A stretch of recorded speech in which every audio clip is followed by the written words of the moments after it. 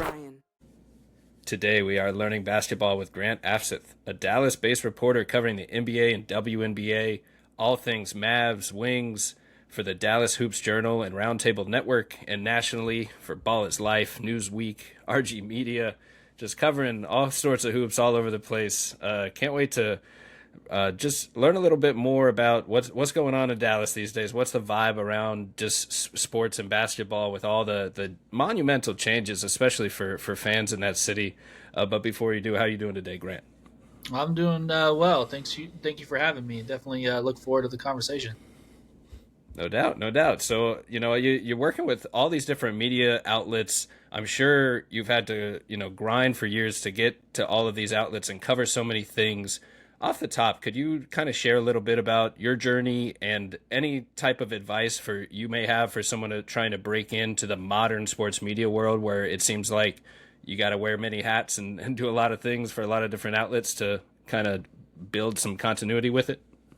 Yeah, for sure. I think for the most part, I started out doing, something on my own site covering like Indiana sports because I had lived in Indiana for a while. So I paid attention to both like Indiana and Dallas teams and figured there's a lot less people doing content about the Indiana teams and built a following doing that. And then while I was in school, did a column for a CNHI newspaper, the Kokomo Tribune. And then that was good experience working with a professional editor for a good amount of years. I was able to get into some games as well because I was going to school in Arizona. And so, they had the Suns and then the West Coast teams as well. So I would just drive to those games when the Pacers were in town, use that as an opportunity to, build experience interviewing athletes and things of that nature. And basically ended up shifting to Sports Illustrated, covering the Pacers. And then once an opportunity came up, I moved over to the Mavericks side, to go back, focus on that team. I figured they had a lot of promise with Luka Doncic as a franchise cornerstone. And then, was able to cover that journey, with them going to the first trip to the conference finals in 2022, with Luka and Jalen Brunson. And then, this NBA finals run last year, and then the trade as well. So it's been a very fascinating, like, kind of segment of time to really focus on the Mavericks, and then kind of broaden out as well from that point, focusing on NBA overall, like, because there's two teams in every game, so there's opportunities to talk to players and coaches on the other team as well. So I try to spotlight anything that I find interesting and that's accessible as well too, along the way throughout the season. So definitely been interesting experience and fun to keep compounding different opportunities as well as, like you build more of a name and following and more publications want to work with you. And definitely been, a lot of learning, trial and error, and, fascinating to learn from different people at different organizations. Yeah, that sounds like an awesome journey, just getting to learn along the way, all these different stops.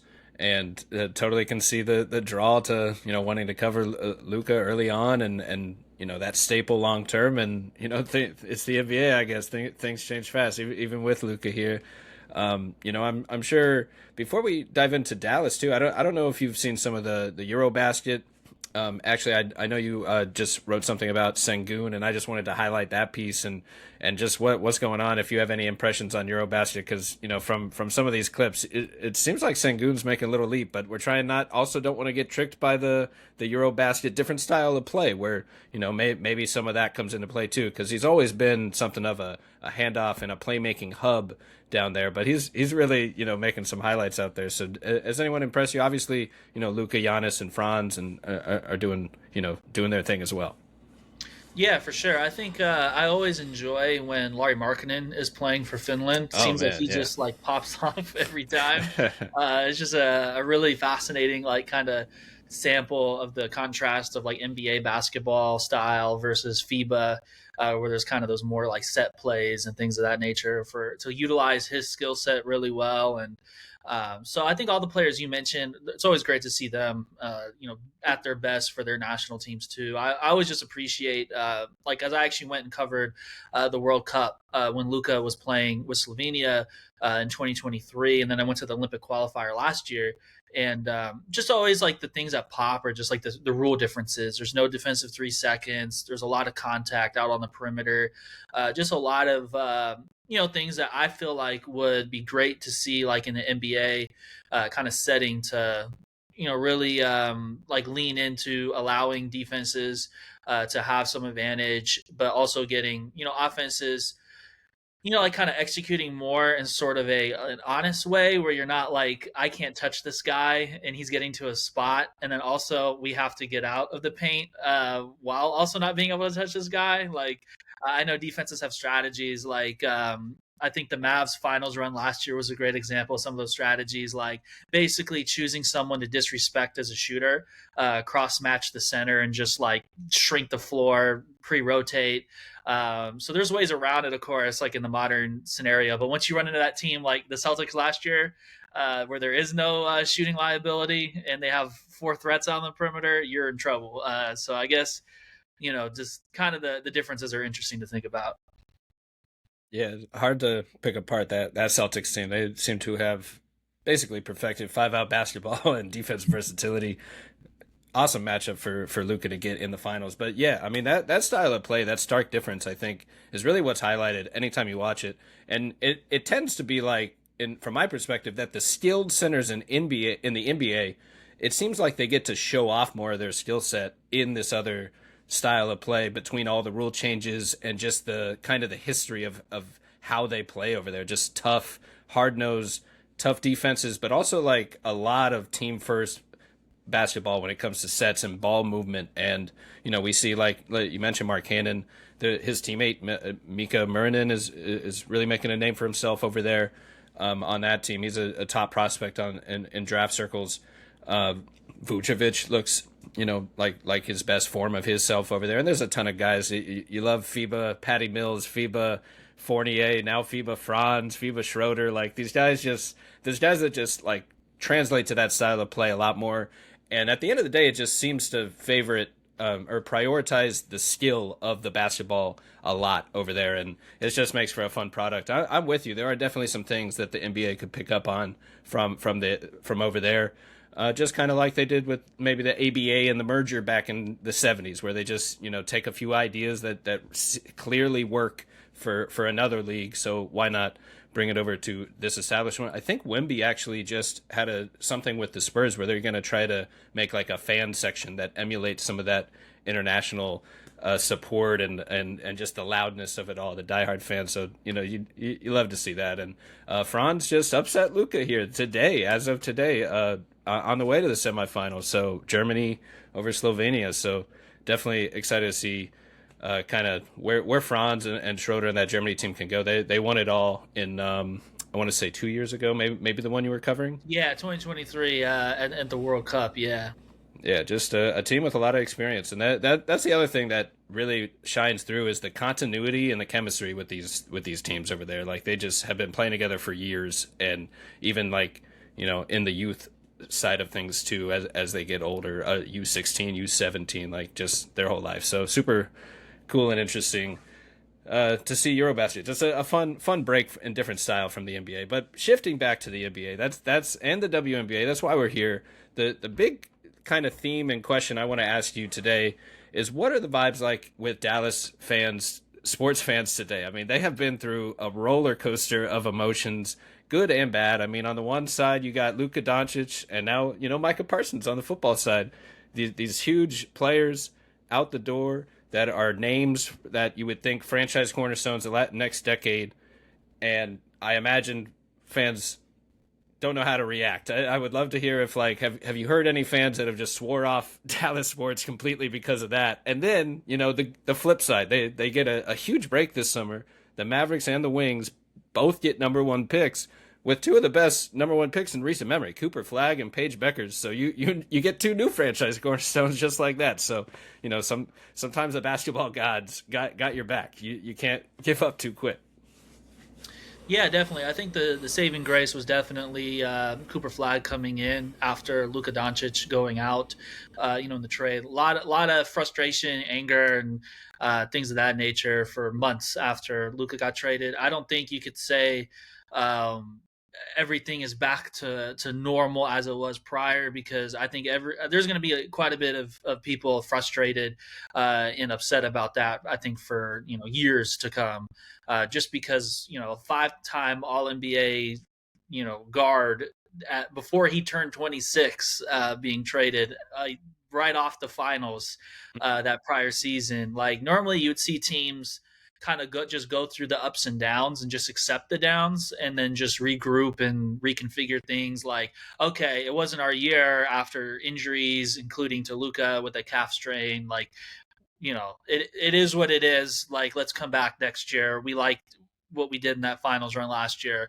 Let's keep tinkering and then go from there. I think that's what, most sports fans are accustomed to, as opposed to ripping the cord like out of nowhere and then, doing such a drastic midseason identity change too. Cause that was a thing as well. Like talking about a 3-year contention window, with Anthony Davis coming in and having Kyrie Irving. And then like less than a month later, you have not only Anthony Davis going down, and then it wasn't even clear when he'd be back, if he'd be back last season for a long time. And then Kyrie Irving tears his ACL, like I think on March 3rd against Sacramento, like super early into that post All-Star break run. And then all of a sudden, it's like that 3-year window is kind of compromised already off the rip, because the first year is a wash because last year they get eliminated in the play-in, and then this year there's optimism about what they can accomplish, of course, with Cooper Flagg coming in. But, it's a lot of things that have to go right for you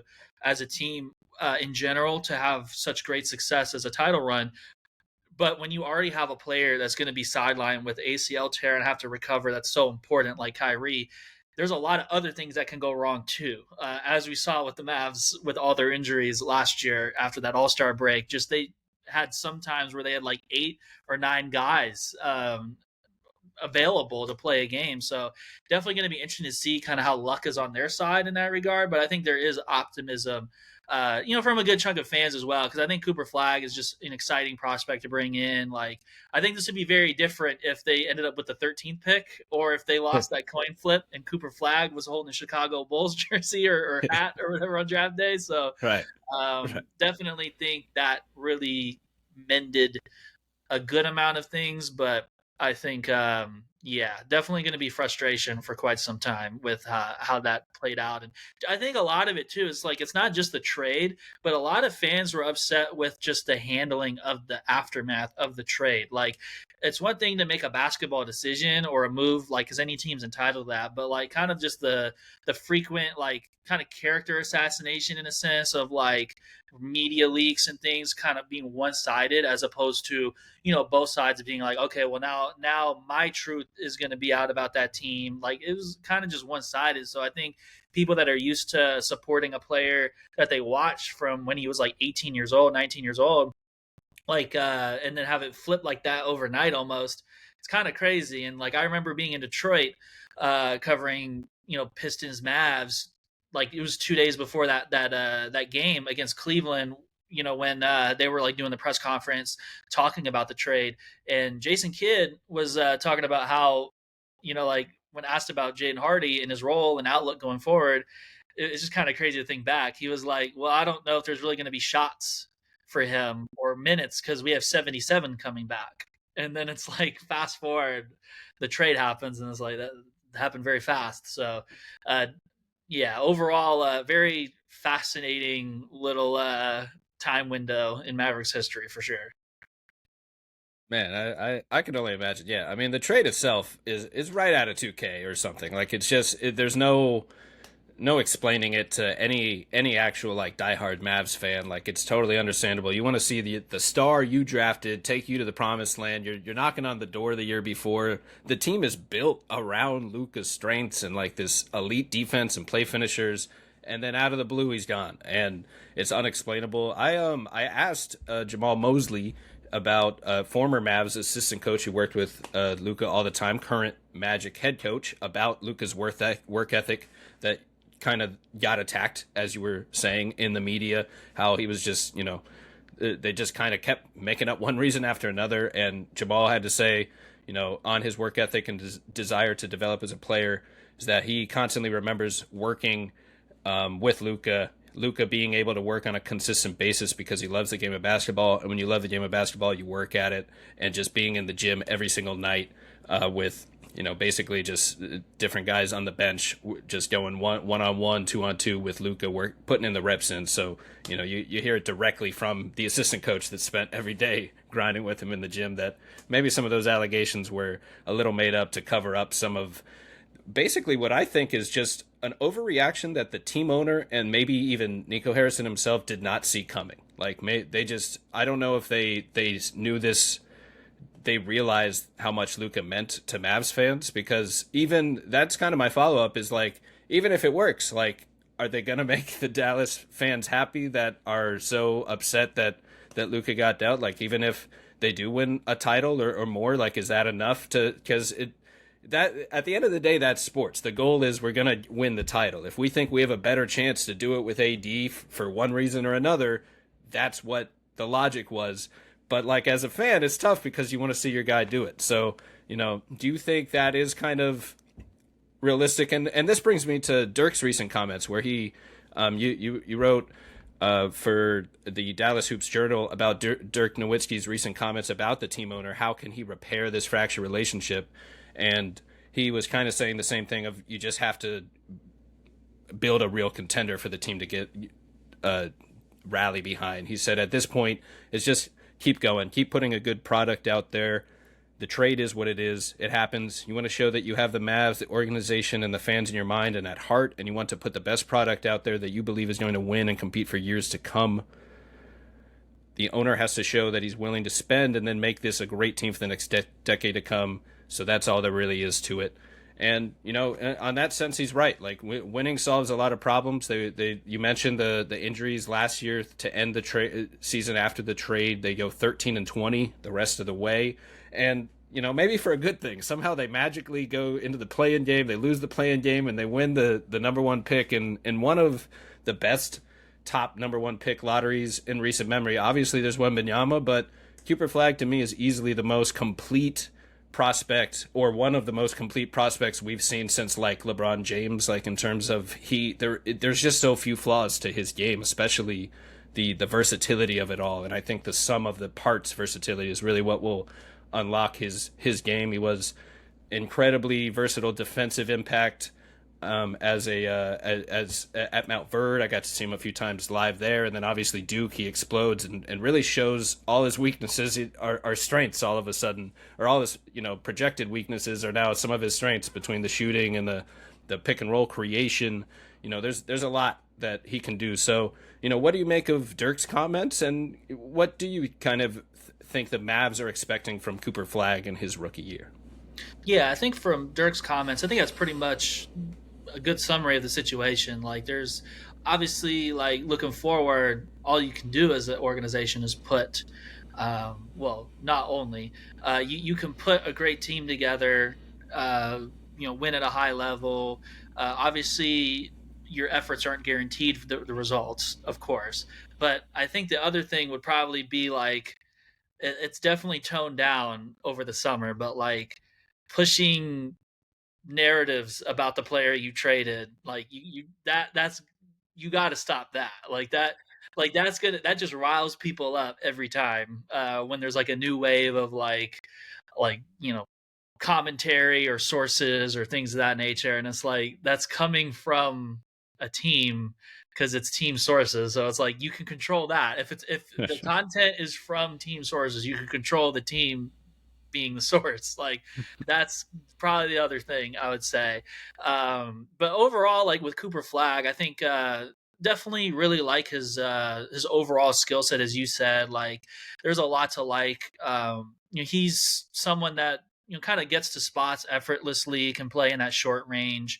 I think continuing to improve with his left hand is kind of, that's kind of every young player for the most part. Like, that's something that I think is a growth area potential for him. Becoming even greater of a shooter, building on the progress he's already made, is another thing that stands out. But just overall, like, his defensive skill set is remarkable. Like, a weak side, like, help defender, he's got great instincts and timing. His athleticism and length really pops on that.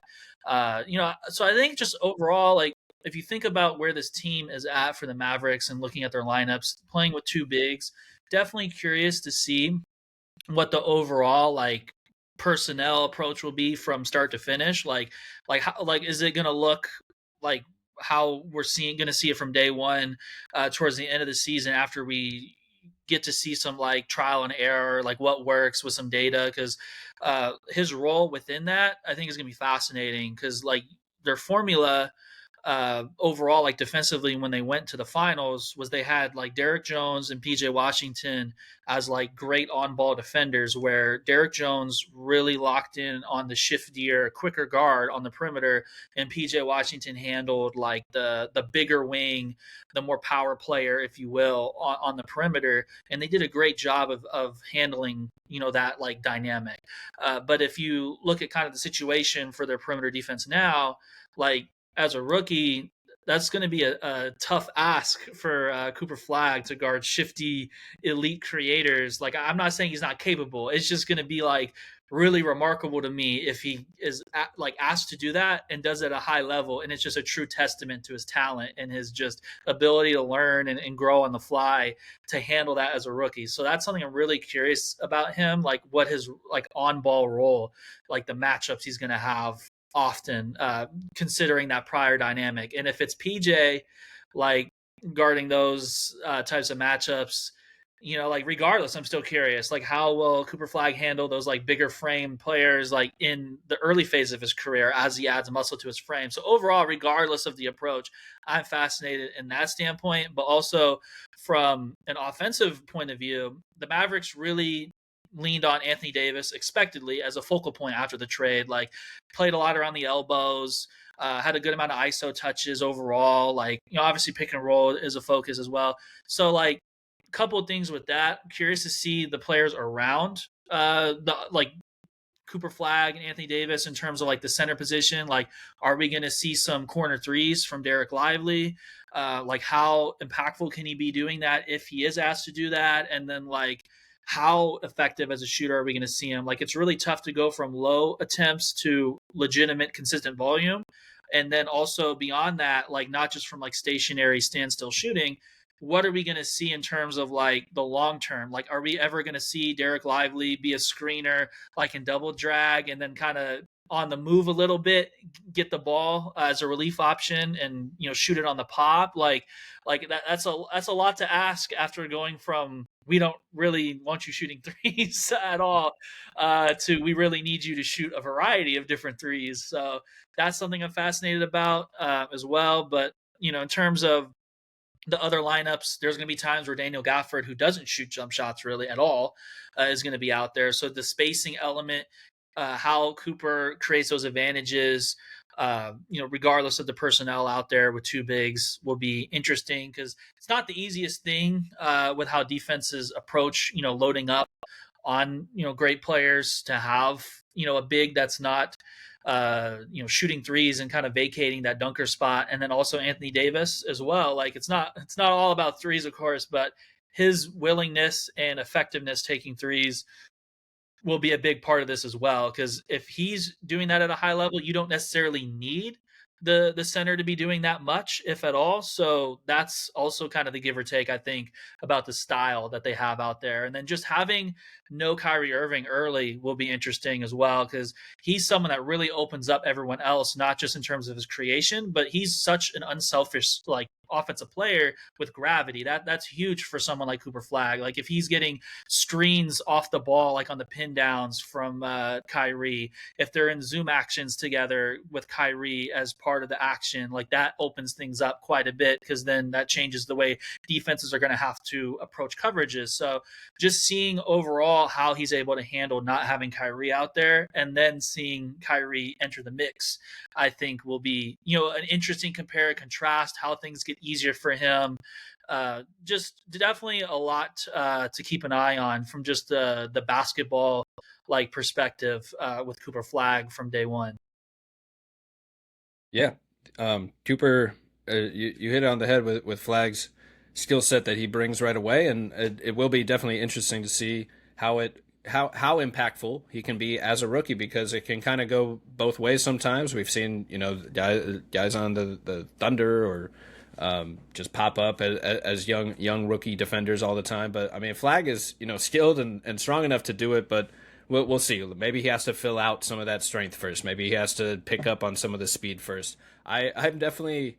I say like his defense and that help defense you mentioned, that like IQ, the feel for the game, the active hands, like being able to help. That's his like calling card to me. If not just his versatility in general, just being able to do just about anything you ask him. So I can't wait to see how they use him. And you can kind of see the Kyrie thing. As you mentioned, they're at their best with his scoring gravity out there, opening up the floor for everyone else. But with him out for most of the season, it'll be interesting to see. That was my next question of how you think the offensive orchestration kind of shakes out. Like, do we think D'Angelo Russell is kind of just going to get all of the touches and kind of fill the role the best he can to orchestrate the offense? Could we see more Jaden Hardy or even Ryan Nembhard getting looks there, creating for the offense? Maybe they run through Cooper Flagg. And I totally agree on the AD point. If he is high volume 3-point shooter AD, we saw a lot of that last year with the Lakers, I think, the way Redick used him. That's a game changer. That could be the fulcrum of their offense all season, and just kind of creating looks to just build out of that could really be the identity. Is that kind of what you think they're hoping for? Yeah, and I think something to think about from the last couple of years, even with Luka being such a high usage player in the previous version of the roster, Jason Kidd really wanted the wings to grab and go and get them into their offense a lot. Like PJ Washington was someone you would frequently hear throughout the season where he's like, I would like PJ, to basically initiate the offense. Like, not obviously not verbatim, but just like be aggressive, bring the ball up, get us into something, so you don't have to waste any of the shot clock, and then you can attack those cross matches that happen when you're bringing the ball up and the defense is just worried about getting back. And so I think that's where Cooper Flagg will come into play as well, where Jason Kidd really wants him, like based off his quotes and things of that nature and how he was utilized at Summer League, to bring the ball up and handle that initiating responsibility pretty often, but especially in those like grab and go situations. So finding that balance, I think, will be key as well. Because I remember it's just Summer League, of course, but one of those games, he mentioned about being kind of like exhausted a little bit from all that ball pressure, and it was an adjustment. So a lot of this is like how he handles it. It's not like we don't know his capability necessarily from day one before it starts, but just seeing how he handles all this stuff and the test like of the season, if he's able to check all those boxes, it'll be truly like fascinating, remarkable for a year one player doing these things that he hasn't previously necessarily been asked to do, like at Duke. And it's just a true testament to that talent level and just how special of a player that the Mavericks got. So I think those are just some things to think about offensively. It seems like he really if thrives in that like short range area against mismatches as well. So I'm really interested to see like the hierarchy in a sense of like, I know it's not a script, of course, but like just the natural progression of like who are the most important players we're trying to get the ball to hunt mismatches. Like Anthony Davis is obviously like going to be key priority off the rip, but also how can they integrate that with Cooper Flagg, especially with them playing potentially such a big lineup, and being able to still have that spacing when Cooper Flagg gets the ball against like a smaller guard, and how teams approach it overall. Like, are they going to have to match the Mavs, or how is the overall double big style going to work for Dallas? Because I think at times like these players weren't like close to being fully healthy in the play-in tournament by any means. So I don't think it's necessarily like an honest portrayal to be like, oh, the Grizzlies fried them, so this doesn't work, and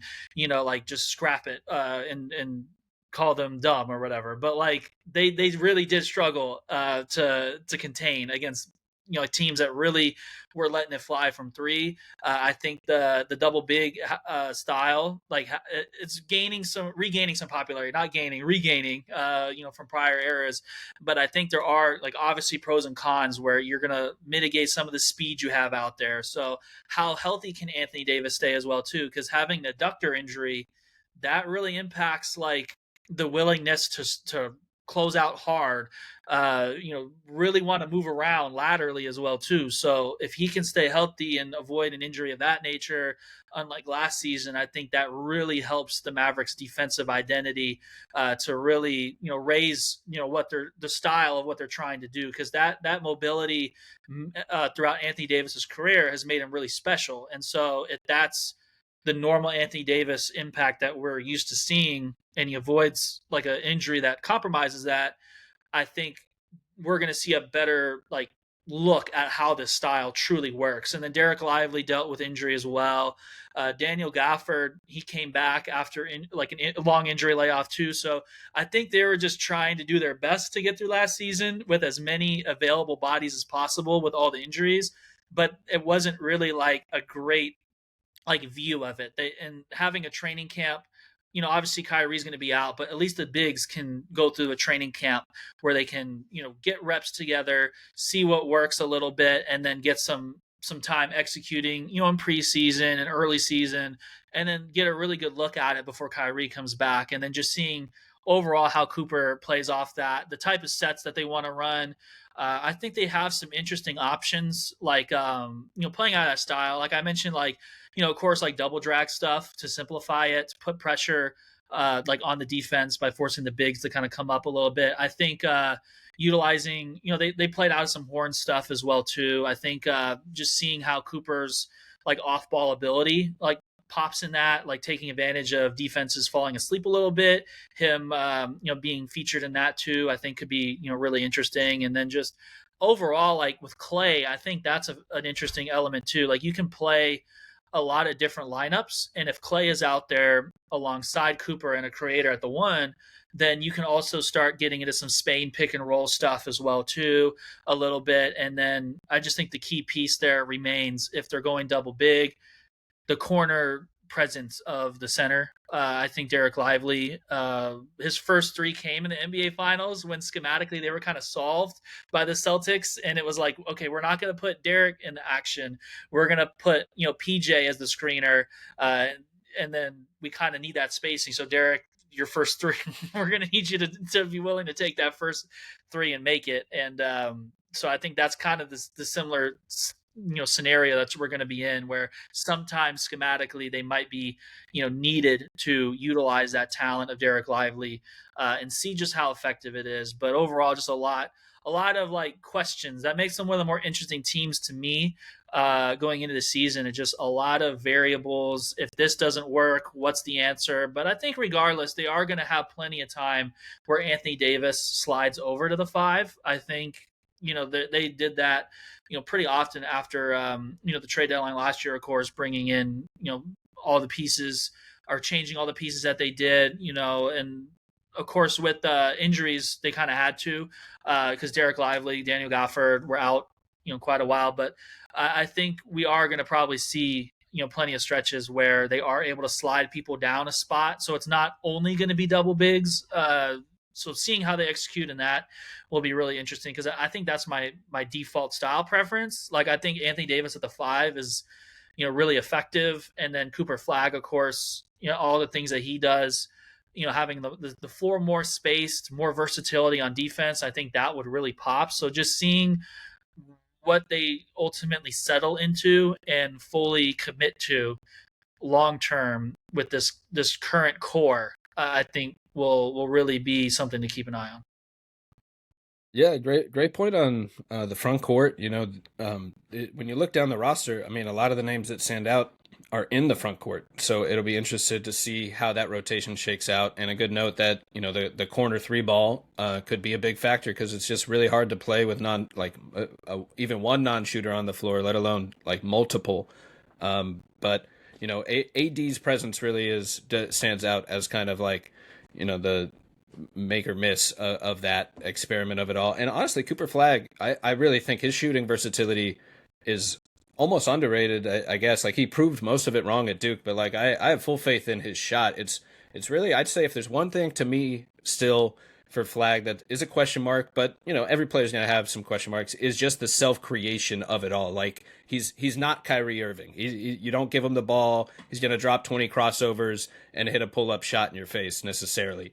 But I do think he has a couple go-to moves. I've comped him to like Andrei Kirilenko with a midi pull-up for a while, but he's looking even better than that these days as like a possible creator, like maybe a little Franz mixed in. I think the Franz comp works in the sense that they're at their best as tall point forwards running pick and rolls.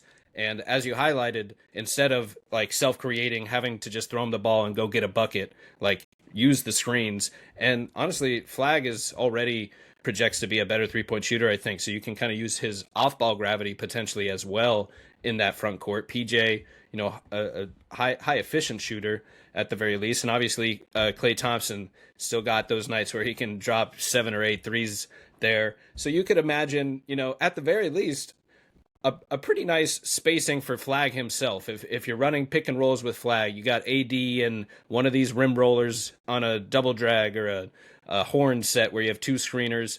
AD is always a threat to pop. The other guy is a roll threat, and you got Klay lurking around as a 3-point shooter. Eventually, Kyrie. Like, you can kind of envision that spacing half court wise through Flagg that way. So I'm curious if they just kind of let him loose and use him as much as possible, or if it's offensively, or if it's more of the opposite, where it's let's maximize his defensive impact to start, minimize his like the ask offensively from him. Don't ask him to create too much, and like maybe it's D'Lo as a stopgap until Kyrie gets back, or one of these other guys, and that they kind of run more offense through. Do you think you've mentioned the pressure on this situation? Is there basically championship or bust, and there's probably the firings might happen at some point in the next season or two if it's not a championship? Like, is it that high stakes? Because I actually do kind of see this team as like a sleeping giant in a sense. Like there's a sense that this roster, I guess two questions. Do you project Dallas to have an elite top 4 defense in the league next year? You got Anthony Davis, Cooper Flagg, all these centers, Lively, Gafford, JaVale, Dwight Powell, PJ Washington, Klay Thompson, Dante Exum's back. Like there's a lot of personnel there for an elite defense. Like that to me is their potential calling card, where they just need to kind of stay alive until the playoffs for Kyrie to get healthy. And what if they find themselves in a 7-2 matchup with a young, unproven, say the Rockets or something, with KD and the Rockets, and suddenly Kyrie and AD and Flagg are back with an elite defense? That, there's a couple matchups where some overachieving regular season team might not want to face the Mavs come playoff time because they're sitting there with an elite defense and a healthy Kyrie and AD. I guess I would say like that's probably the best case scenario for this season. And where do the expectations and kind of the pressure fall between all that? Yeah, I think for the most part, if you look at the comments that happened after the lottery result, the tone definitely shifted from inflicting a 3-year window on their team to, well, now we have the next 20 years with Cooper Flagg. So like a little convenient in that regard. I think so. I mean, there's truth to it because like Cooper, if you think about it, the years that they're not going to have picks or full control of their picks long term, like early 2030s, like is kind of when that period ends. I think they owe some swaps like 2031 or something like that.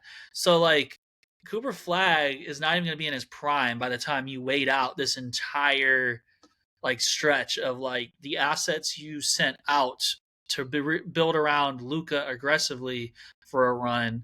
So I think, I mean, in general, you have a lot of time with him, and of course, like with the current management and all that stuff. Like, I think there's naturally going to be some level of pressure when you make such a bold move, and there is a need for results. But I don't necessarily think it would be like title or bust in a sense, like because of the Cooper Flagg situation and the long-term optimism that he brings. It's just interesting to me though, like how situations play out in terms of like monitoring like sentiment in a sense. Like, because if you would have said in February, before we saw how that team played out with injuries and like losing in the play-in tournament and Kyrie having an ACL tear, if you would have said we're going to fast forward and this team is going to get Cooper Flagg, like I would really love to know what people would have thought about that, like before the first game that Anthony Davis played where he had that injury. If you would have told people like I'm from the future and I'm telling you right now, the Mavericks are getting Cooper Flagg, like what people would think about what that team would accomplish would be really interesting to think. Like you would most people I think would think they're winning a title. Like before we saw like all the downside of like Anthony Davis going down, Kyrie Irving having such a major injury. So just that current like outlook of where like we're going from like the swings of like the ups and the downs. Like we're now at the down period of like we saw how ugly it can get when everything goes wrong. But Right. just seeing like, when Kyrie Irving is back and, ideally more injuries don't happen in the meantime, like it'll be interesting to see the sentiment then because like I do think the adding such a talent, with the boxes that Cooper Flag checks for such a like a wing player overall, that is like a dream to add to a team that you're trying to do the double big identity and you don't have like that creator next to Kyrie like a Luka. So just seeing where they go from there, I think they have an opportunity to capitalize, of course, when they're healthy, but it's just so like tough in the NBA when you're starting with such a big player being like out for so long. Like I don't want to sound like I'm dooming their ceiling or anything, but just it reminds me of a time like when Kyrie had Dwight Powell fall on him like in early December. Like he was out for like I believe 12 games, something like that, about a month or so. And during that time, they needed Dante Exum to really like crank up his minutes played, and he played really well. But people like they need to realize some of these players like physically like it's a lot to ask them to play like upwards of 30 minutes and like play heavy minutes. He ended up getting like knee bursitis and then missed a lot of time like but the game Kyrie Irving came back in Utah and things were going so well for Dante Exum, I was actually prepared to do a really detailed story on how Dante overcame injuries to make a comeback and how great the story is. I had talked to like all of his former teammates, like Donovan Mitchell, Rudy Gobert, and then he's out for an Man. uncertain amount of time because of the bursitis. The day Kyrie Irving comes back, so like that tells you the realities of like week to week in the NBA. Like it kind of put Dante Exum in that tough spot of like really having to test the limits and then probably exceeded them. And then you get Kyrie Irving back. You don't get all three of them back at the same time. They were actually prepared to start Dante Exum next to Luka and Kyrie. Like before that injury happened for Kyrie, a lot of the talk was about like around that time, like the way they look with Exum playing as like a three guard lineup because of his size and the overall versatility he brings, and like the excitement about that going forward.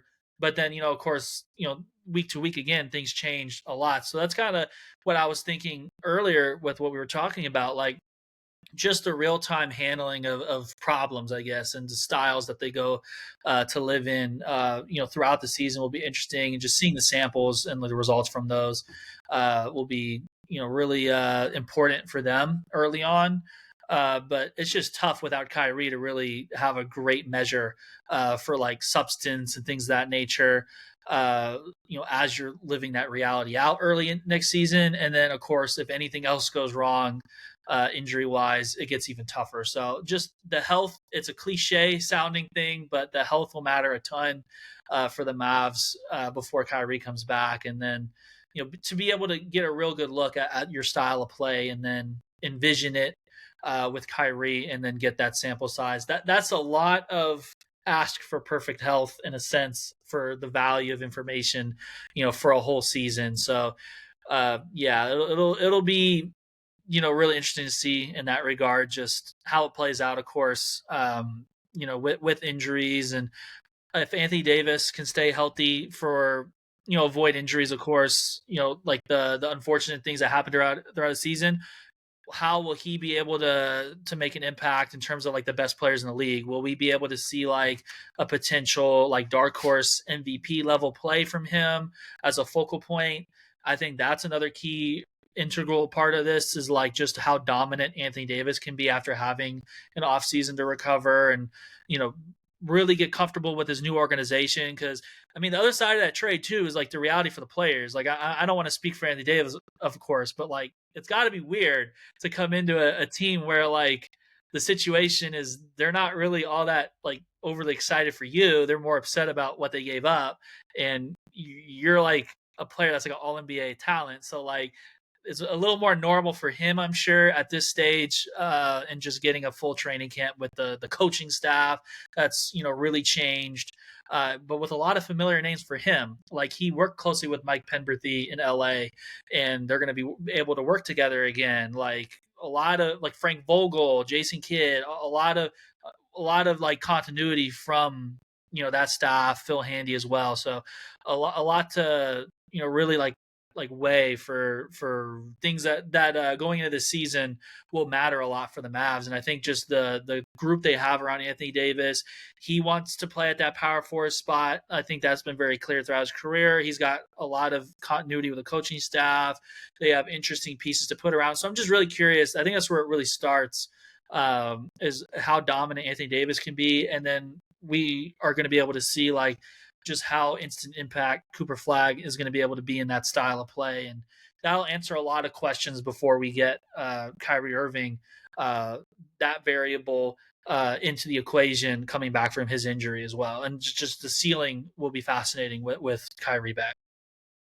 Yeah, it almost feels like 2 seasons at this point with, pre Kyrie and post Kyrie. And before he comes back, it's a great point on the continuity of it all. Like, it's a big ask for if he's 60 games into the season to be like, all right, come in the fold, figure it all out, and go win a few playoff series on the way. It's a lot to ask. So hopefully, I think glass half full, you kind of, as we were saying, you try out and experiment different lineups, different schemes, different sets, especially around AD and Flagg, to see what works best between them. Maybe there's a couple go-to actions you can find throughout the year that become a staple, because Kyrie, you don't really need much other than get him some space, get him a mismatch, get him half an inch of an advantage for him to go do his thing. But I didn't realize till you said that how much of the carryover from the Lakers coaching staff there is, and to the whole kind of thought experiment of why the Mavs do this. There is a proven championship formula of AD, two bigs, a versatile potential two-way forward with LeBron versus, obviously Flagg's not LeBron, but in the archetype of pairing them together with another big, there is a proven formula that two bigs with AD is what got them through the West. It's what got them past Nikola Jokic and those Nuggets in that year, with Dwight Howard, able to anchor that team, and JaVale McGee, for that matter, on that same team. So that familiarity should really play a huge factor in AD's comfort level there in the city, because that is kind of funny. Like he's been the star everywhere. He's the huge, like, the huge Pelicans trade for the Lakers back then was like, he was, the talk of the town, like the MVP race. Normally you get a guy like that, everyone is pretty pumped to have you there. So to be a top 10 player and the whole city is disappointed kind of that what they had to give up to get you, that's a big ask to kind of overcome. But how he does it is showing up and hooping and being his best self. And, is it could we see a DPOY? Could we see an MVP? I think if they're, a top 5 defense and running everything through AD offensively, like he could easily contend for either of those. It oddly, I hope this isn't offensive, or not offensive, but kind of sad to say, but it reminds me of kind of the Philly situation a little bit with the Sixers, where they have all these pieces. The roster is there. Like, this feels like a championship roster. Can they all stay healthy at the same time so we get to see it? Because there's just a ton of talent. Like, I think the talent on this team is undeniable. Like, you have plus defenders across the board. You have 3-point spacing and multiple stars to kind of build around that should complement each other. Two-way players, the depth. It was built around kind of Luka's creation, a bunch of versatile defenders and play finishers. So I'm interested to kind of see how maybe they adjust now that there's not a natural just creator for the whole offense, a heliocentric option. It's more sets, it's more half court spacing sets and off ball sets to set up shooters like Clay and AD and Flagg and even PJ spacing or something. So definitely interested to just see how it shakes out. And I think best case scenario, like you get a healthy Kyrie, AD, Flagg, top five defense, some spacing.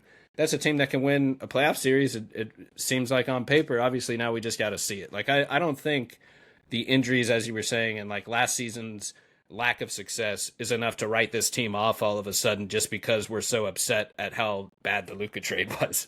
But I do also think like it's pretty dang convenient that he wins the number one pick after as the 13th worst or least likely odds to do it, and now that it's coming off as like that was the plan all along. Like I don't know about that one. I don't know about that one. We could do a whole new episode about the messaging and the handling if we wanted to. Like, we could probably even do it 2 times as long. It's yeah, it would be best to act like last year doesn't exist. Is pretty much where it's at. Literally, if you could wipe the mind slate of Mavs fans and just present them this roster and be like, hey, there's some stars here. You might want to come to the games.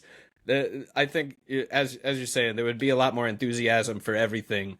But it's that's the league. That's the league. But I'm really interested to see it. I think they are one of the more kind of like big swing teams that could literally be a 3 seed. They could be a 7 seed that upsets a 3 seed. They could all get injured and miss the play-in or something Oh yeah, there's so many possible outcomes on the upside and the downside because of the health situation that it's like genuinely super fascinating to see how it's going to play out. And then on top of it, the ability to make day one impact for Cooper Flagg, like Anthony Davis could draw a ton of attention with the potential like all NBA campaign if he can, meet that 65 game requirement, which that's not like a dig at Anthony Davis. That's like a real thing for a lot of players. Like if it doesn't take much to miss 10, 15 games, then all of a sudden you're like in a tough spot for that. So like, and then overall too, just like Derek Lively as well. Like he's had some injuries the last, actually just like each season pretty much. And if he can stay healthy, what is his ceiling? Going from that vertical pick and roll game, with Luka to a different style of play, playing off of Anthony Davis, because they had such a very limited amount of games playing next to each other to end last season. And then of course Daniel Gafford. He looked really solid last year coming off the bench. Like he was able to post up quite a bit more when the injuries piled up and they were featuring him more offensively, really efficient. Even without Luka running pick and roll, like he just was really efficient overall. So definitely fascinated to see like maybe, how they utilize him like in the bench group, if that's what they choose to do from day one. And then, just Klay Thompson never hurts with 2 bigs to have a phenomenal shooter. And then PJ Washington coming off a, contract extension they just locked in. That's really interesting to me too. Cause like he thrived with Luka, was a great fit for all the reasons we had mentioned about the defense, but how he really fits in going from that small ball power forward in a sense, or just natural power forward with the way the NBA is playing now, to being more of a bigger wing. Like how does that look? The wings starting role would be fascinating. Like, do they go with Clay? Do they go with PJ? To tie it together. And if not, if they ultimately, switch it up mid-season and we see PJ coming off the bench, like how can they utilize him as more of a focal point as well too? Like that would be interesting. And then of course D'Angelo Russell, like with that, overall, like looking back to his time with the Lakers, like there's plenty of possessions he's had playing with Anthony Davis. Of course, with also Max Christie too. Max Christie used to work really closely with Phil Handy. Now they're reunited as well in Dallas. So like how does that help him in his development? Najee Marshall is also like in the mix as well too on the wing. Like they utilized him. Actually, they started him at point guard a couple of times late last season. Brandon Williams was pretty underrated as well too as a point guard. As he got opportunity with his injuries, he seized it, got a standard contract. There's not a lot of minutes even without Kyrie Irving for this group, really, if you lay it all out. And like the route they decided to go with minutes, I didn't even name Caleb Martin after all of those players too, and he was acquired mid-season last year and has a good amount of money, around 10 million guaranteed. So like that, I'm sure they're going to want to get him out there as well, and show like the value of that acquisition, and just overall like a lot of players, lot of wings, because Cooper Flagg, you don't plan around him arriving with those odds. Like so that really creates, in a sense, a logjam, especially if you're playing two bigs. If you slide Anthony Davis to the 5 and traded one of those bigs, or whatever it may be, that really thins it out, or spreads it out, if you will, for the minutes, and makes it a different situation. But that's not the plan. So really seeing how they approach it is going to be an important factor, this season. And just maybe they become a trade deadline team as well, just looking at that logjam. Like if someone decides, hey, I'm not really getting enough minutes, this doesn't make much sense for me, like where do they go from there? That's obviously something to focus on much closer to the trade deadline, because we're speaking of hypotheticals. But that's just kind of the circumstance it looks like, where we could see another variable, like, because not everyone's going to be happy playing like 15 minutes, 18 minutes, and they feel they could get a bigger opportunity somewhere else. So seeing that in-season management, where the GM Nico Harrison, he's been very aggressive midseason. Of course, it doesn't get much more aggressive than trading your All NBA guard last year. But even beyond that, like in previous seasons, he's always been someone looking to make a move and be aggressive. Doesn't sit still. If something's not working, he tends to try to find a solution. Because some of his last couple of acquisitions, they didn't work out. Like Grant Williams, Christian Wood, some of these other players, like they were pretty quick to pivot and make changes.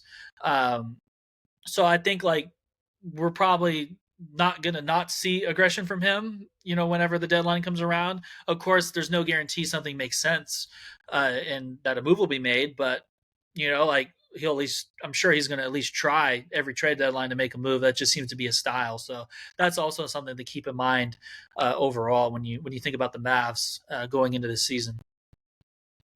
Yeah, that's a good point on a lot of it, especially like the experience together, not necessarily all together in this one place, but throughout their careers. D'Lo and AD, Kyrie and Anthony Davis had always been rumored to want to play together and make that happen. Up in Boston was the big idea back in the day, but they finally make that happen. That is a pretty big storyline in of itself, but it almost gets lost in the noise of it all.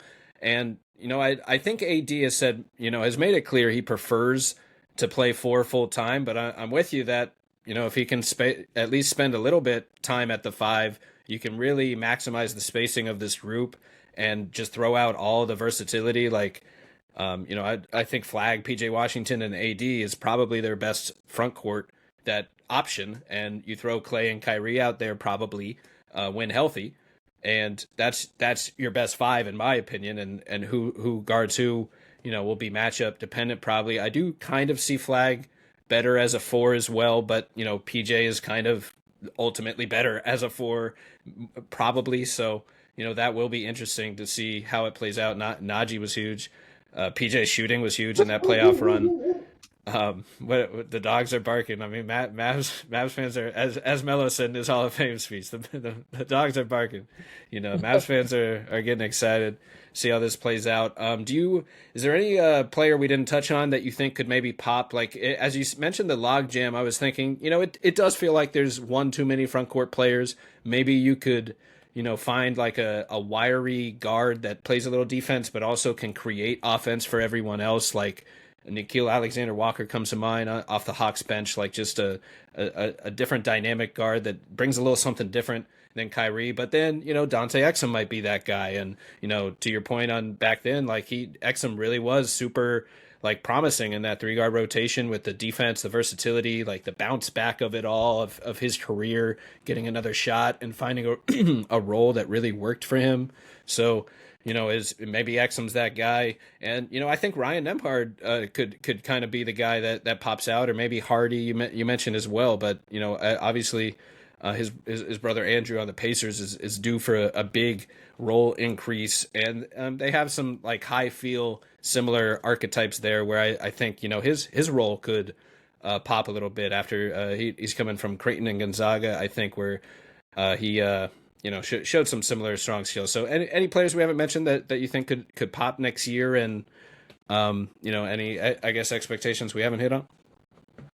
Yeah, I think for the most part, probably the variable that people are kind of like, I guess you could say, I don't want to say overlooking, but maybe be a little like under the radar in a sense. I think Dante Exum is probably that player because Jason Kidd is really valued just how effectively he pushes the pace for the group, and he's improved as a shooter over the last couple of years, like in his NBA comeback. So just I think that's a player that could fit pretty well with the way the team thinks, and like they're going to need the pace to be pushed even more so if they're playing a bigger style. Maybe that helps them get a like in that look with the bench unit. He could be a real factor for like they're playing a little smaller, and he could really like get out and run, push it as the initiator. So I think that could be a factor to keep in mind. But of course, when Kyrie comes back, things are going to change naturally. Where D'Angelo Russell, surely slides to that, 6-man role in a sense, like coming off the bench to lead that unit. And so the style will naturally shift at that point. But with Dante Exum, he's also somebody that can play multiple positions, as we were talking about earlier. Like the team was actually going to start him before, injuries piled up next to Luka and Kyrie. So how they, really evaluate it on the fly will be interesting because they also had the option, as we mentioned, Max Christie, Najee Marshall, Kayla Martin. That's a lot of wing players overall, and then Jaden Hardy starting new extension. And I know that he was someone that was part of the calculation of trimming the roster. So I don't plan too much around him going into the season unless circumstances change and he pops with opportunity. But like that's kind of the lay of the land with Omax Prosper being out of the mix, where there's a lot of names on the wing that are gonna need opportunities, and I just that'll be a tough one for the coaching staff to really like iron out how many minutes each of them are going to play and the styles as well, because when Kyrie comes back, it's going to get even tougher. But I think it'll be even challenging from day one without Kyrie. Yeah, and the depth can be a good problem to have, especially for injuries, especially for experimentation. But ultimately, decisions have to be made, and some guys got to play and get the minutes and get the opportunity, and you want to make sure like whoever you do choose gets enough of that playing time to really do the most of it, find a rhythm, find a role, and not just throwing guys out there just randomly, I suppose. But there's also a sense of who any given night, who based on the matchups, whoever's available, whoever's healthy, whoever's hitting their shots, hitting their threes, has a little hot hand or showing the defensive energy, that's the guy that closes. So maybe it'll be a little bit by committee as well in that sense. So we can't get out of here without giving a shout to Paige Bueckers. Has become one of, I mean, she already has been, but it continues to become one of my favorite players to watch in the WNBA. She just makes the game look effortless. One of the smoothest players out here with between the handle, the pull up, stepping into threes, mid-range jumpers like it's nothing. She just had a career high, 44 points a few weeks back against the Sparks. I was able to catch the game, and like she just, just insane, unconscious, like just making tough shot after tough shot, and one drawing fouls on drives, reading the floor for a pick six and getting the layup, looking like Kobe out there with the turnaround, the pump fake, the and one, the fadeaways. I mean, crossover finger rolls, hitting catch and shoot threes, pull up threes, showing the deceleration. Man, the shooting touch, just so much to like. Love her game. Arike too, a super fun player. I always remember the buzzer beaters going back to Notre Dame in the Final Four, and just an all time moment for her.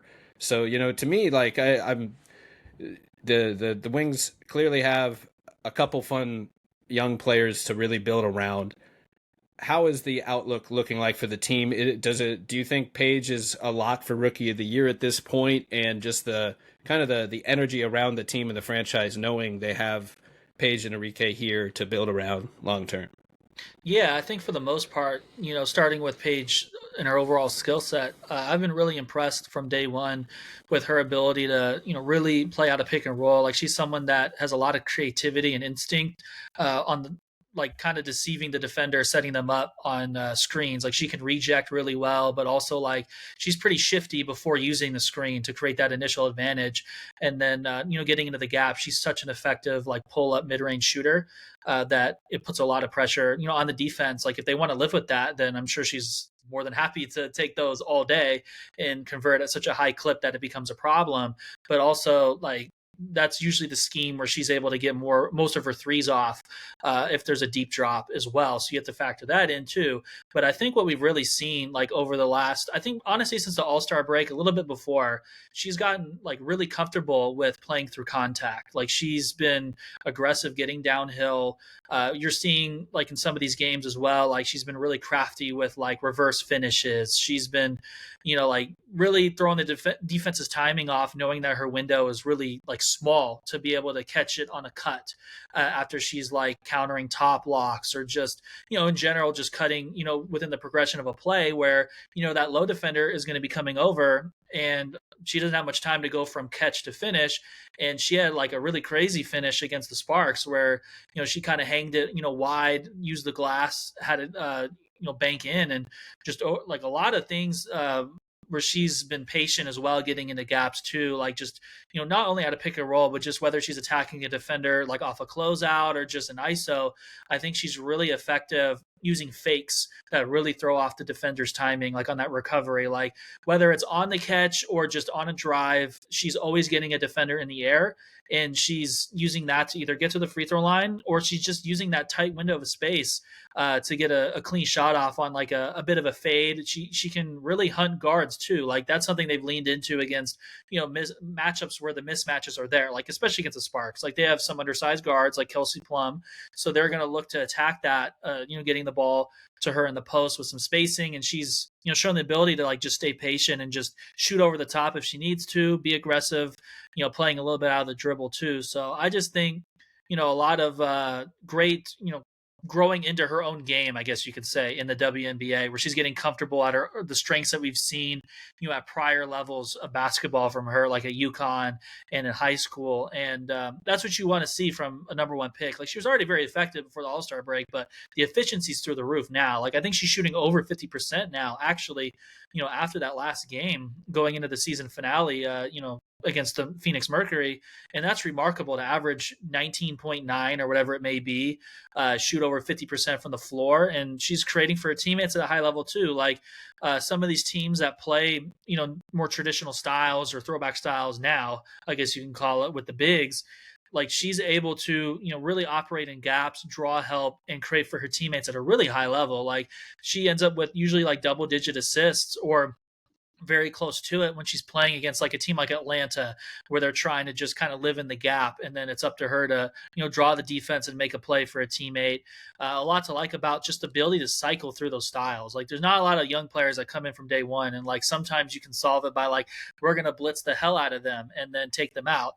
Well, she's gotten comfortable at attacking that and trusting her teammates from day one, but also you can't really play that drop coverage style against her. She will tear that apart. And then if you switch, she's gotten really comfortable at attacking off the dribble, playing through that contact, as I was just talking about, and creating advantages for her teammates. And, even like deep on drives, I feel like there's a lot of instances now where, she's able to draw help and throw a really creative pass. Like there's, whether it's not always the most obvious no look, like there are some no look elements to her passing, but also just like the drop offs and things of that nature she's able to make. Like there's a lot to like about everything she brings offensively. And I think defensively too, like I actually talked to some of her teammates recently, like just the size and length that she brings that I think is really underrated for a guard.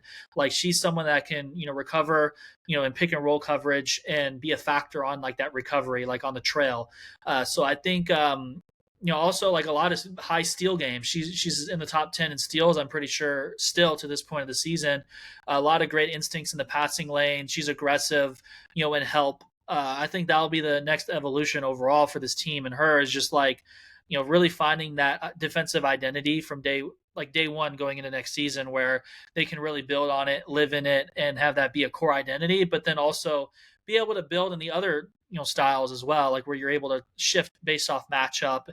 They just have a lot to improve in that regard defensively. Just I think mid-season they were still trying to even find an identity, but I think overall, like, not to get too much into it, like, just a lot of injuries where, I mean, in Eurobasket departures, where if you don't have a center, or a lot of your veteran pieces like Ty Harris going down 5 games into the season, that just really complicates both sides of the ball. Where it's hard to have that continuity. Like at one point, for example, like we go into tomorrow's game, Maisha Hines Allen has been starting at center at 6'1" for a good amount of games now. And at one point, the priority after Eurobasket, when they got Louisa, Geiselsuter back, was how can we utilize high low more, and we're really going to focus on it. Like we're going to really get the ball to Lee Giroux, and Louisa is someone we can use as a high low presence. Now it's like both of them are out, and it's Maisha Hines Allen as a much more undersized option is playing the five a lot. So definitely a, like as you said with the Mavs, like that kind of sounds like a season within a season in a sense, or just different seasons. That's kind of what it's been like for the Wings as a team perspective. So going forward, Kurt Miller has talked about, like when I have done interviews with him, about looking forward to the recruiting potential with Paige and Enrique contributing, and seeing how that comes to fruition with a lot of the league's players being free agents this summer, and the Wings having, the ability to make plays for them. Who they bring in will be fascinating because they really believe in Dejanay Carrington as a fit. Like that didn't prove to be a fit. Neither did Alyssa Smith. They had double-digit negative net ratings in a lot of minutes. So they moved on there, got assets. And so with those assets, like something that Kurt had talked about as well is like, it's not all in one off season necessarily. Like, if you can add talent, that'd be great. But like, they have enough future assets to where other teams are going to end up with players that don't end up being a fit. Uh, All-star players may want to move on from their team at some point, and they're positioning themselves well to capitalize through the trade market after the free agency period of adding talent, where if they stay patient, they have the assets to make a play for somebody, or just bolster the supporting cast overall. So that progression will be fascinating how they approach it, but also just in general from a draft standpoint, you can't go without talking about having the number one odds for the, or best odds for the number one pick, like how that ends up panning out, who they bring in with that, if they stay at one, if they end up not having lottery luck again, as they did last year, like great lottery luck, of course, but like if they don't end up with that first pick, who do they go with as well? Like it'll be pretty fascinating with some of the other teams in the mix for a top pick being contenders not owning that pick directly, and then thinking, who can contribute to winning from day one. So if they get jumped in the lottery standings, just seeing how that plays out, I think will be, really interesting, in the many months to come. Yeah, the looking at the top picks, just because Lauren Betts, Ozzie Fudd, Olivia Miles, Flo J. Johnson, Tanaya Lotson, some top five names on Takeathon to keep an eye out if they do end up with one of those top picks. Uh, there's some real talent there, obviously. And yeah, I mean, I can imagine that sounds like, a fun time in the team building process of it all. When you have a lot of kind of assets to work with, you have two key franchise cornerstones to build around that are popular, that are fun to play with, that everyone would want to play with. And you're in a state with the league where they're doing an expansion draft because there's so much talent stocked up on these rosters, where there, like you're saying, there will be top picks or stars that just don't work in other situations, and they're prepared to strike whenever that opportunity arises. And with Paige, it's just she's just unreal. She's her feel for the game is just off the charts. But like as you're saying, just every aspect of it, as real of a hooper as you're gonna find when it comes to just a walking bucket who can create her own shot in a variety of ways. That the timing and the feel for the foul drawing is really special, as you're saying, like the bump and finish, the touch, the timing, the ability to get somebody in the air with a pump fake and then still make the shot on an and one. It reminds one of like a Kobe or a Kyrie, in just the unreal fundamentals and awareness she has of everything going on. That proprioception idea of like just the body movement, knowing where your body is, being able to like think of what to do with your footwork and your pump fakes and your elbows, and then actually go out and do it and execute it. She's unreal, and have to give her a shout because she's just one of the most exciting players like in basketball today. period. Like Paige's must see TV, in my opinion, when it comes to that. So just really excited to see kind of her career play out. Do you think she's like runaway rookie of the year, or do you think like that's kind of all but final for her? And long term, I'm trying to word this question the right way, but do you think there's a pretty like is it 50-50 of kind of who could become the most popular athlete in Dallas between Cooper Flagg and Paige Bueckers like down the line? Like I think she could be like one of the most popular athletes in the country for the next 10 years, but so could Flagg. So it's like it's almost like choosing one of your own kids as a Mavs fan or something. So not to put you in that position, but just have to give her a shout here. Yeah, definitely. I think for the Wings, it'll be really important for them, just not just for Paige, but the team overall for popularity when they're ultimately able to get to Dallas. Like there was a lot of excitement for when they, were able to play against the Fever at the American Airlines Center twice. Like the first time, it was kind of unclear if Caitlin Clark was going to be able to play, so it was a sellout. And then it was pretty obvious that she wasn't going to play that next time because she ended up not playing at all. Like for the rest of the season, but they still sold like 17,500, for overall like, ticket sales and attendance. And what was really interesting to me, like I was actually looking at some stats, I'm admittedly not positive on the accuracy, but I'll have to find the site, but there was like a metric that you can look at for like tracking like attendance and all that stuff for teams. And the Wings actually ranked second, only behind the Fever in road game attendance. And I went to all of them actually this season, and it was like they really had great turnout at every game that I went to. So I I don't want to say that that's not true. It wasn't like by a wide margin by any means. Like the Aces and the Lynx were pretty close. So that like just tells you, regardless, just the popularity of Paige coming in from day one, and really turning them into must see TV, as you said. And they were part of some really big ratings games too, like especially direct head-to-head matchup against Caitlin. I think they had like an unreal amount of viewers on that one in July. I forgot the exact numbers, but it was an actually televised game, and it was pretty huge stats. So overall, like a lot to like about that trajectory from that standpoint with that franchise and Paige. Like you're seeing the results throughout her rookie season, and that's with them playing at one of the smallest venues in the league in Arlington at University of Texas at Arlington. So when they're able to get over to the convention center, maybe play more games at American Airlines Center as well too in Dallas, that's going to be an even more like I don't want to say out of sight, out of mind when you play in Arlington, because there's still lots of fans that show up, but it's just a different feel when you're able to be in Dallas. And it's not just for me living it, like for a season, it's much easier for like local media to get there when it's Dallas, because everyone's based in Dallas, and it's kind of a trek out there to Arlington, especially in like rush hour traffic, things of that nature. So like even you're always going to compete with the Cowboys training camp starting. You're going to have people going to California for that instead, at a certain level regardless. But it makes it a lot easier for local media to give a lot more attention to the team when you are playing in Dallas.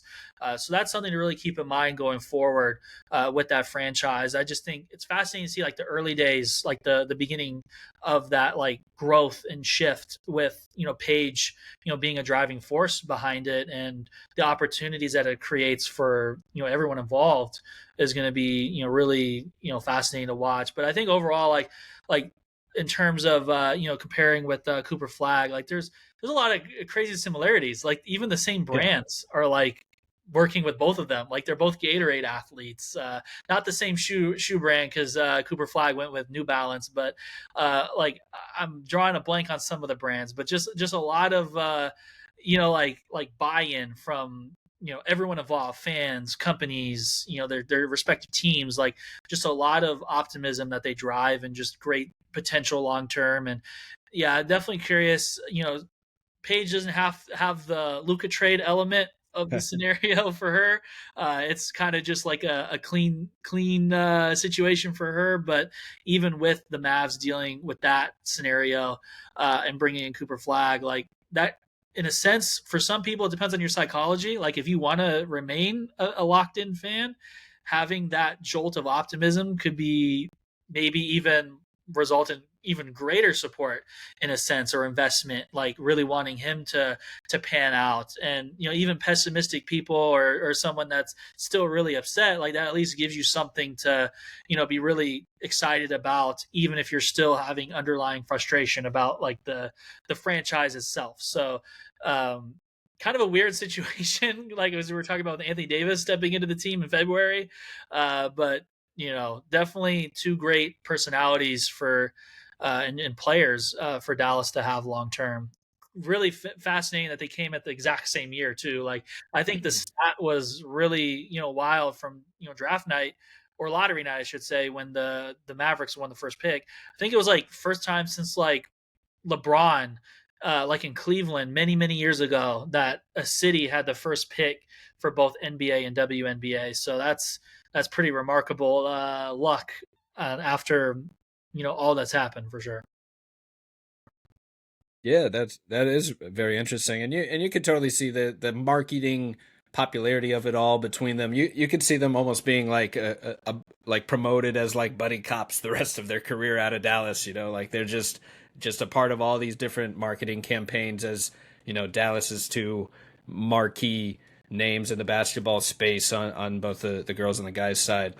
So Yeah, I think definitely, they were and even on the SB stage together there it when is. they were before they were able to get to the professional level. So that's pretty remarkable. Like if you watch TV and you're like, both those players are going to be in your city, like I'm sure a Right. lot of fans would be extremely excited for that.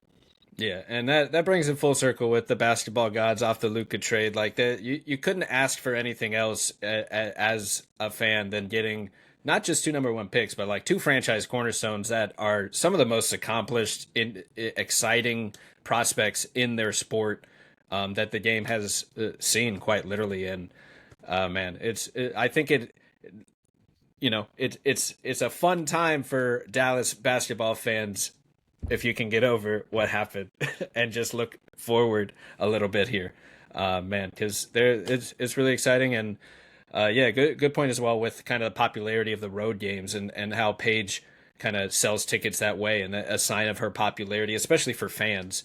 And it seems like she's also very popular amongst players as well, goofing around with them in those all-star settings where they're all together. So I can't wait to see it play out. And yeah, was there anything else here that we didn't hit on? Any players that you Yeah, want to actually, to highlight? build on your point about the at All Star Weekend with Paige, she's going to have Unrivaled coming up, where all Mm, those great players are playing week after week together in the off season, and that's seems to be a great opportunity with free agency later on to put that recruiting hat on and it potentially is. entice players to want to join her in the WNBA as well too. So that's really interesting to think about. And just also observationally, like there was a lot of times where I went to games hours before, and there was just so many people waiting to by the bus area and things of that nature. Like just a lot of excitement for her every city. Like Connecticut was obviously with her being a UConn, that was really wild. Minnesota, her home state, there was a lot of people supporting her there too. But every arena, like whether you're at a Sparks game, Valkyries game, Storm, whatever it may be across the country, there was quite a few fans for her in every city. So definitely one of those like lightning rod personalities that any franchise is super lucky to have. Totally makes sense. I mean, what an exciting time for Mavs fans, for Wings fans, Dallas sports fans. Paige is the real deal. She is a legit franchise cornerstone. Any team would be thrilled to build around long term. I even think the conversation that's brewing between her and Caitlin Clark of like who's really one of the better young prospects, like who's just flat out better today, and we want to see them both healthy.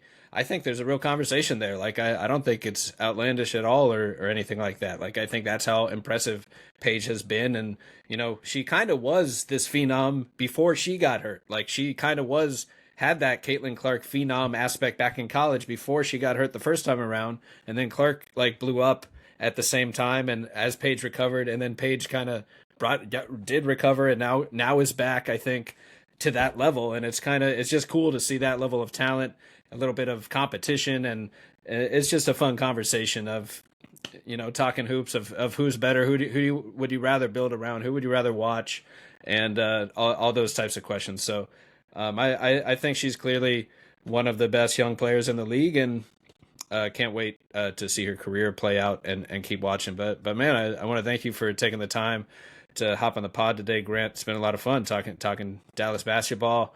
We're an hour and a half in here, so the real basketball fans will be tuning in to all this. But you got to check out Grant's work with Dallas Hoops Journal, Roundtable Network, RG Media, Ballislife, Newsweek. Anything else you want to plug here at the end? And wish you the best covering the team this season. No, I think that definitely checks a lot of boxes. If I add more at this point, it might be unhealthy. But There's no room left in the Twitter bio, enough man. as it is. Running out of characters in the Twitter bio, man. There's only so For much sure. space, but you're making it happen, and you're putting in the work. We respect the grind, appreciate your work. You do great work. Everyone should follow Grant on Twitter. Check out his work covering Dallas sports and basketball and the NBA WNBA at large. You got to check it out on Twitter and all those outlets. But man, thanks a lot. Super fun talking Dallas hoops today, Grant. Have a good one. Thanks for having me. Really enjoyed the conversation. Yes, sir.